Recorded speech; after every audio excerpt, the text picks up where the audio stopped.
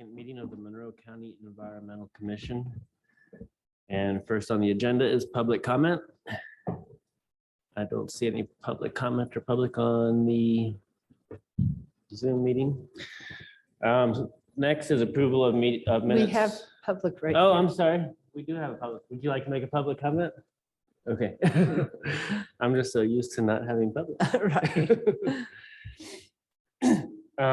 Next is approval of minutes from our August 10th meeting. Sorry, I just sent that out today, so I didn't give you much time to look over it. But was there any comments or corrections from August 10th? Move approval of the August 7th All right. meeting minutes. All in favor, say aye. Aye. All opposed? The minutes are approved. All right, the first main item on the body of our agenda is a visit from the liaison from the City of Bloomington Environmental Commission. So Megan, I'll let you take the floor and we'll go from there. All right, I'm Megan Murphy. I serve on the City of Bloomington Environmental Commission, have for about a year, and our goal is to really have me serve as a liaison to your commission so that we can stay on track with any projects you're working on, and where appropriate could collaborate together. Where appropriate, we can also just avoid stepping on each other's toes or trying to redo the same work. And I want to just provide a brief summary of projects we're working on right now. The first one is that we are working on air quality monitoring. We formed a working group and are hoping to gather some sort of comprehensive data of variation in air quality around town, to then work on perhaps education or other initiatives to reduce air quality issues.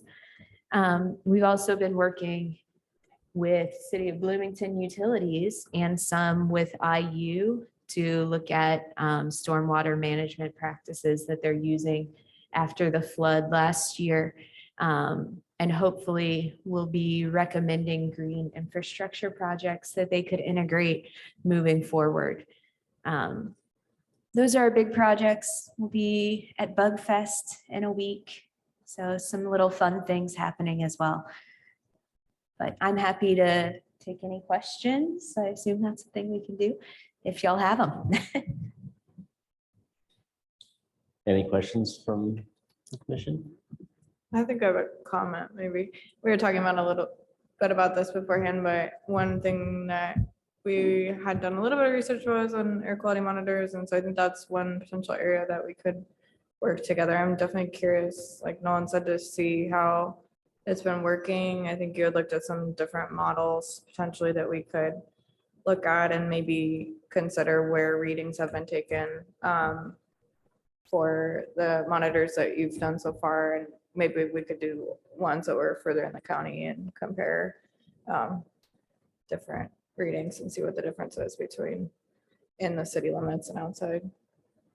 Absolutely. I'm not actually a part of the air quality monitoring working group, Okay. but I'll get them to write up a summary of Okay. what they have going, and I can share that with you all That'd be great. to get a bit more detail. Yeah, one of our members had put together a little cost summary at one point in time and I forgot what the brand was also, but we found that there's like an open source online forum or website for people who have those monitors. So we saw, maybe they belong to you all, but there was one on like the Beeline Trail and there was one somewhere else, and they take pretty basic air quality measurements. But yeah, that could be a great place to collaborate. I assume obviously you all are focusing within the city limits. And we were thinking, near quarries and other areas around town, what effects air quality would have. So yeah, that's definitely something that we might be interested in helping out with. Great. Yeah, Peter. A while ago, both the City of Bloomington and Monroe County joined forces to complete a resiliency report.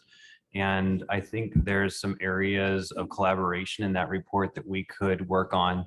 And I just wanted to kind of highlight that report, not only as something that we could look toward to work together on, but also as a way forward where we can do joint reporting and joint planning. I think that was a really good report, and we got to work pretty closely with our city colleagues on that. And so, yeah, Great. I'll look into that as well. And yeah. I'm not personally familiar with it, but will familiarize myself. I can, if you afterwards, I can get your email. I can send it over. You can send it over. One of us can send it over. Absolutely. Yeah, That'd be it's a great. good report. Yeah, just to follow up, one of the areas, there was like 3 areas that of focus, and one of them was stormwater and flooding issues. So it would relate to what you all are already doing. Yeah, very And we topical. do have an MS4 here at the county. So that we do, are looking at some of the same issues in the county. Of course, we have some different, foci here in the county, but we do have someone full-time working on that. Great. Yeah, so I think there's a lot of area of collaboration there.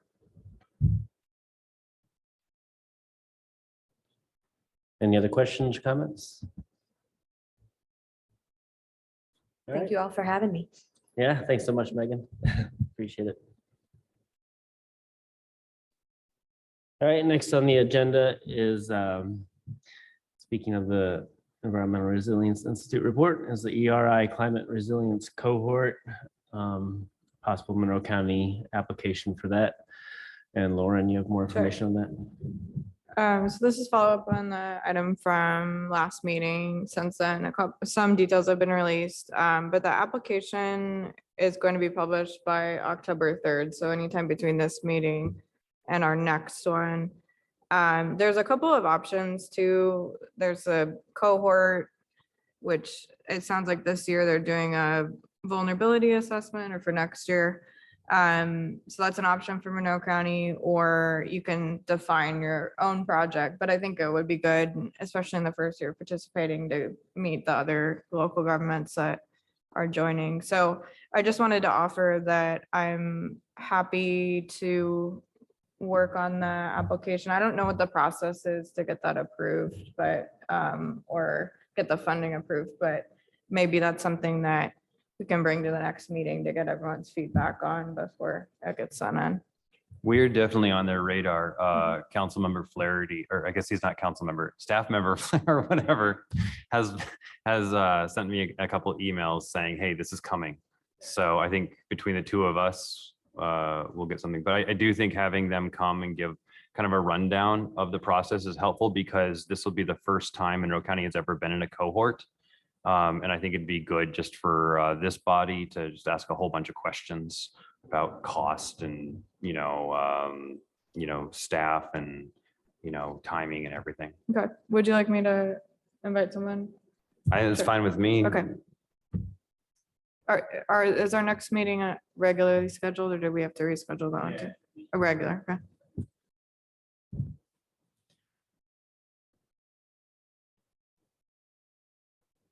And then what, do you know the timeline after the application, when the cohort would be active? Is that a spring semester?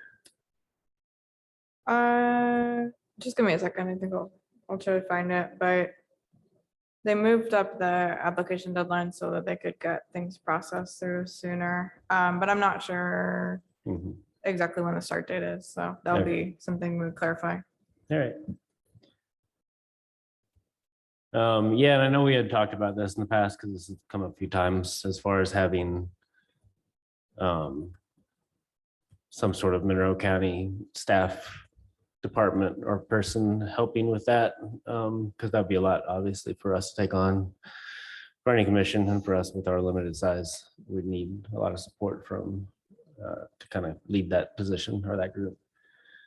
So that's something else.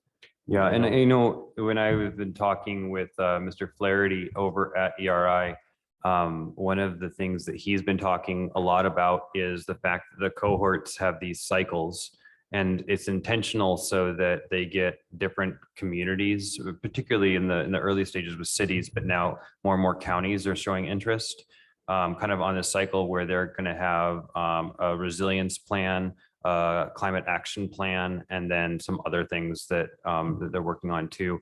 But the idea is that with successive cohorts, everyone's going to get these like key foundational documents.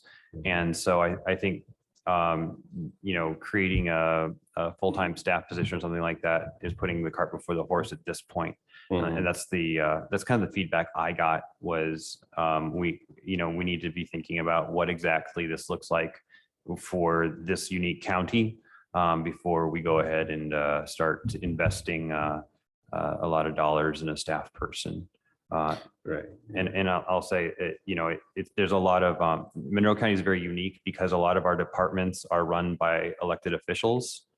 And so that we don't have the same structure as like a city does, where there's a mayor that kind of appoints different department heads. We're really working hard to identify the right fit for staff here at Monroe County. And that continues to be something of a challenge, but I think we can get there. Great. So the cohorts are coming in with the project in mind already. So it is the kind of environmental climate planning. That's my project. understanding. I know the city has been through 2 cohorts or 3. Yeah, so we've done different sort of permutations of the program. I think for 1 year, we participated in like a cohort that was doing Soul Smart, like solar certification. And so I think we didn't this year because it was an urban canopy assessment and we had already completed that with our urban forester. And then we had a separate internship, but I think for next year, it looks like a vulnerability assessment. I don't know what's included in that, but I think that would be a really good fit for the county, have a lot more relationship with health and flooding and things like that. Yeah, and in heat, we certainly don't want our, yeah.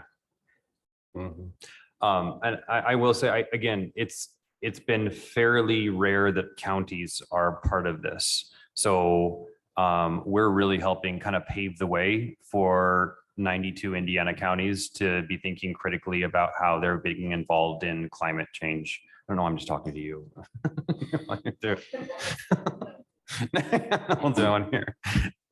So I'm really optimistic about this, and I'm really happy that that Mr. Flaherty has been reaching out and that you're kind of keeping on top of things too. So I'm really eager to ask some questions and have them answered because we really are in many ways, I think, blazing a trail that others will follow.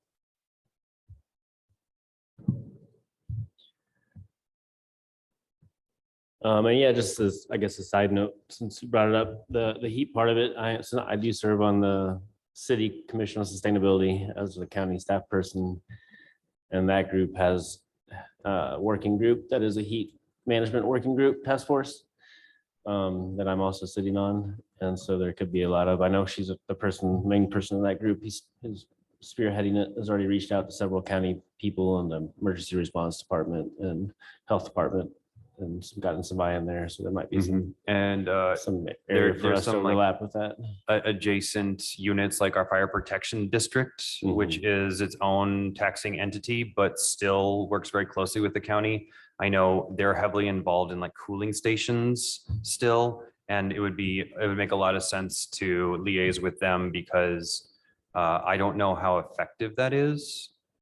I just don't know. I don't know like if they're thinking about this critically or they're thinking about if they're trying to like do things of it. I know they're certainly interested in doing more EMT stuff type of things too. Sorry.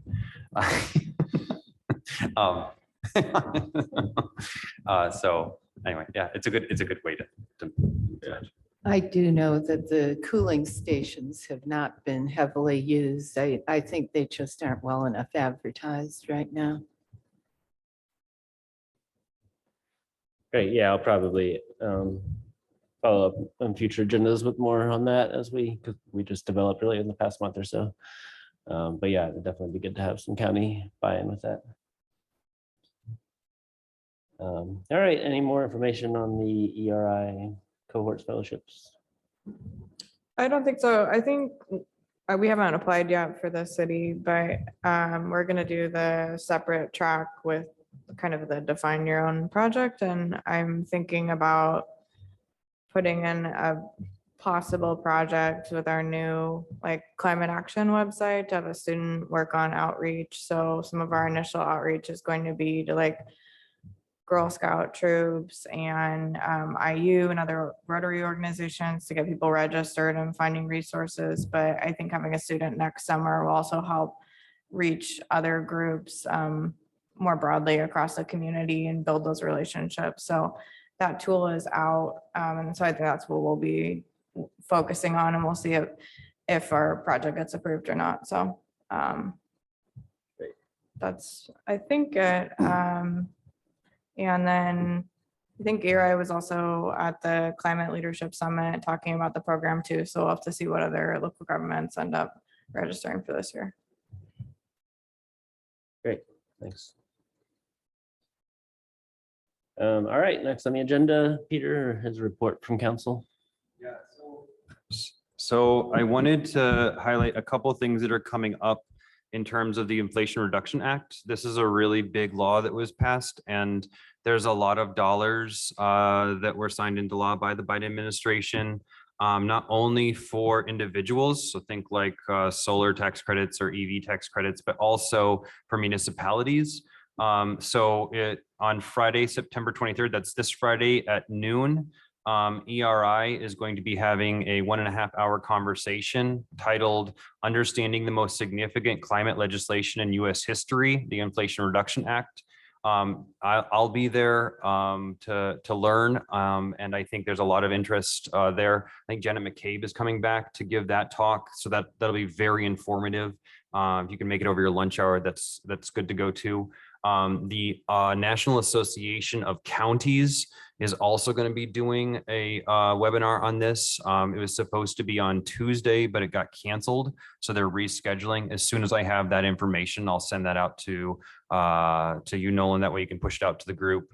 But I think people are starting to digest the legislation and think about ways that counties and cities can be using the dollars and incorporated in those. So I think that's really good. Then the Monroe County Council is about halfway through its budget sessions, and a lot of folks are wanting to buy new cars, a lot of departments. And so there's been a big emphasis on a fleet management plan at Monroe County. And the emphasis there is to try and source as many electric vehicles when feasible or possible.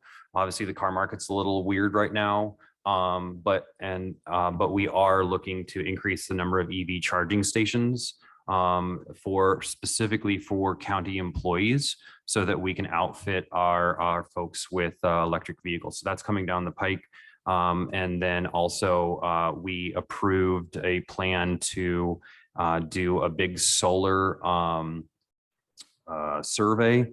And so that work is being done right now. It's not finished yet, but as soon as it is finished, we'll kind of let you know. But it would be putting solar, I believe what they're looking at is trying to put solar on as many Monroe County owned buildings as possible. So that's all, the YSB and downtown here and all those. So that'll be good. I think that's about it. Go ahead. Peter, I'm curious about the solar, because we actually had that in a bond. I can't remember if it was last year or the year before. Yeah, it was last year. And my understanding was that the bond amount was to create a contract with the company to do the actual, they kind of look at like where it would be feasible and where it wouldn't be feasible. And then in our ARPA planning, we have dollars set aside to actually do the implementation. Yeah, I knew that, but I wasn't sure. And when you said survey, I wasn't sure if you were budgeting for that, which you're just appropriating from the bond. That's right. Yeah. Okay. Yeah. And I Okay. think that's also to look at EV charging stations, Yeah. you know, like in parking garages or lots or whatever, like where does it And make sense to put it, where doesn't it? We're And- also, we have in this year's bond redoing the North Showers parking lot Yeah, and putting in some EV charging stations there. yeah. So we're pushing forward. It's really clear from the private market that EVs and EV charging stations are the way of the future. So we're trying to get out ahead of the curve a little bit. Which is rare for county governments. Yeah. All right, at the risk of going into budget process more deeply, I think I'm going to stop talking. Thank you for the update. Not for stuff. All right, next on the agenda is old business. Is there any old business from the commission? Any new business from the commission? I really feel like we're just kind of waiting for this cohort. You know, I think that's one of the things, and it's really nice to have you here to talk about, you know, the ways that we can work together. But I just feel like we're in a waiting period. Mhm. I'm also taking notes. Appreciate it. Yeah. Secretary.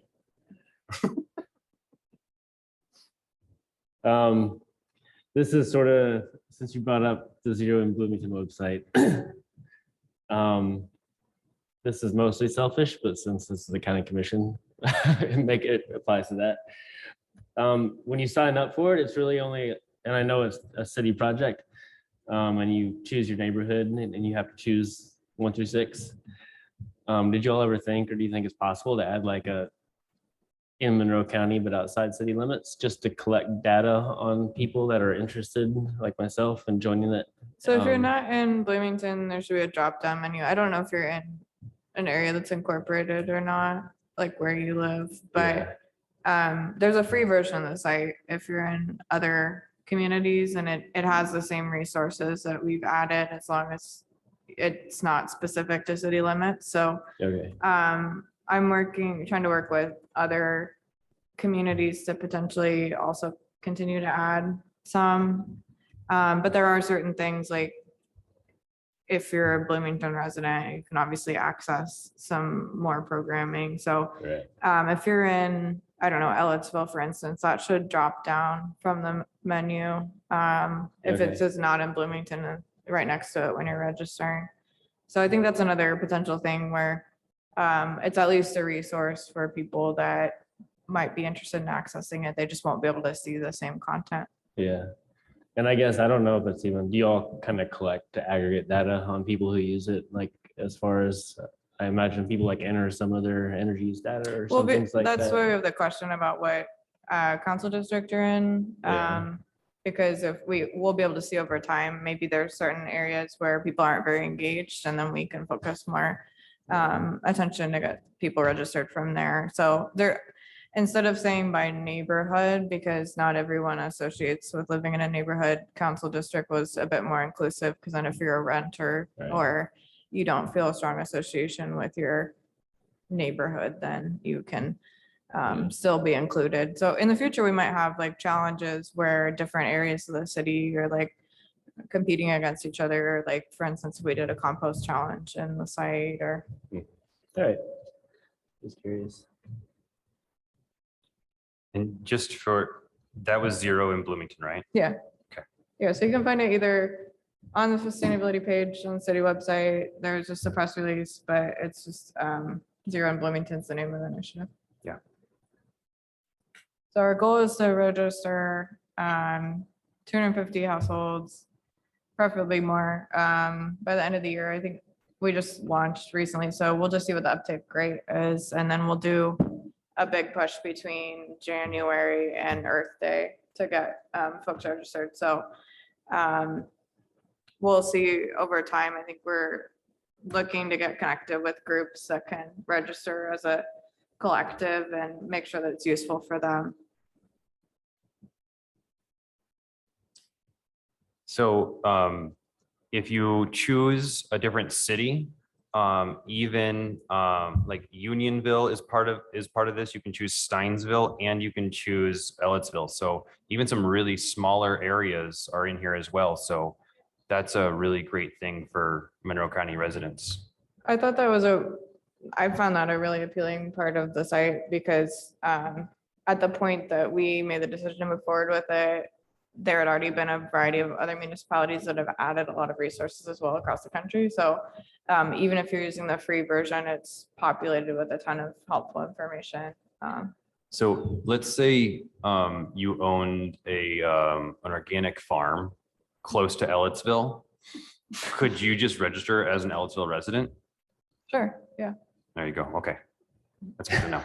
Yeah, I mean, I think if you're not in a city or one of the listed cities, you would just pick one that's the closest. That's to, like- closest to you. Yeah. That's really cool. That's really helpful. And then all of that data would go to your dashboard, right? Yeah, so I'm the site administrator working with my colleague, Michaelan, and we can see progress, like the aggregate progress that people are making and what actions people have committed to, already completed, and then we can send out like site-wide announcements. So if there's a event that would be relevant for people to attend, or solar information session or something else, then we can send out an announcement. We're also starting a newsletter too that will go with it, so that if there's other things coming up, we can keep adding to it. That's really cool. There are schools in all those communities, well, almost all of them. And like, it would be really cool to do like a user drive, based out of the school system. I don't know, I'm spitballing here, but like, this is Yeah. a really cool tool. Well, I think one of the impetuses where it's like, there's always, students or other people that are interested in getting involved, and there was never really a good resource. Like, there were kind of these static lists. So this, while the site itself is helpful, it's kind of just the infrastructure to get people connected with each other and connected with communities that they can become part of. And that in and of itself creates more momentum. Can you speak a little bit to how it works for people who live in unincorporated Bloomington? Sure.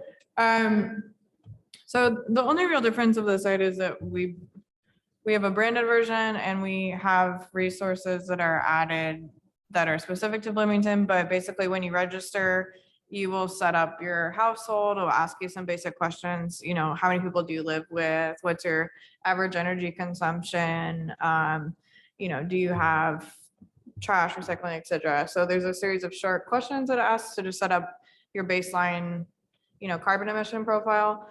And then there's different categories. So with different difficulty to complete and like amount of cost involved. So some easy ones might be, things like turning off the lights when you leave the room. And so it will explain like what are the steps necessary to do that.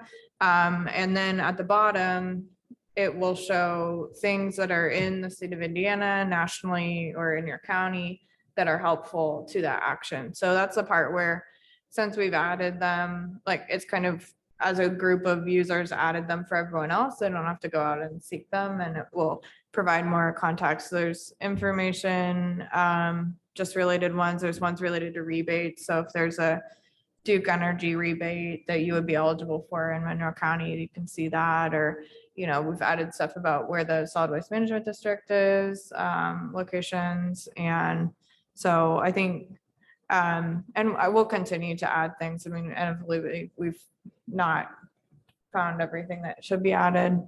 So open to feedback as things go forward. There was already an instance where we were sending out a notice about leaf collection. We just added another sort of mention of composting and using the site and stuff like that. So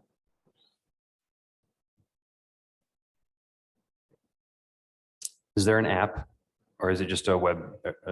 there will be an app. So I think it's coming out in like the first quarter of next year. So we've been user testing it, but it's not live yet. So it'll be the same app for all these communities. If you're interested to see what another community's initiative looks like too, Fort Collins has branded theirs, and it's called Shift. And so they've had their site active for a little bit longer than we have. Okay.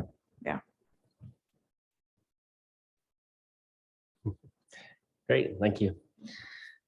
Is there any other new business? All right, with that, is there a motion to adjourn? Move to adjourn. All right. We are adjourned. Thank you.